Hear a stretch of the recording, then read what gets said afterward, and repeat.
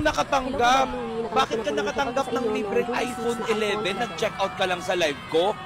For sure. Kasabwat to. For sure, bayaran talaga to. Bumili lang daw siya sa live. Nakatanggap na siya ng iPhone 11. Tignan natin. I-unbox na natin. Ang dami pang mga hindi naka-follow ha. Follow muna kayo. Patingin nga. Okay, ito yung live ko. Nanood siya. Nag-check out siya. Tapos ano to? Ano yung box? Ano yan? Anong naman yan?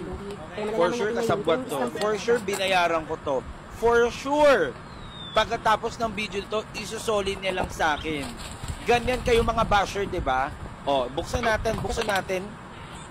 Uy, ano yun? Ano yun? Bumili siya ng sunscreen tapos, ano yan? Huwag mong kalimutan mag-video. Oh, may nakalagay na ganyan ha. Kasi ang daming mga nakakatanggap tapos hindi ginagawa ng video. Thank you lang, ganun. Kailangan nyo gumawa ng video.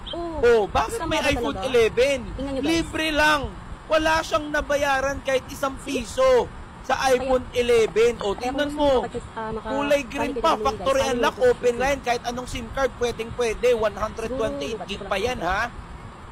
Libre lang, nanood lang sa live ko, kaya ikaw, pumunta ka na agad sa live ko kung naka-live na ako. Tingnan mo yan, oh. Grabe, diba? Tunay na tunay.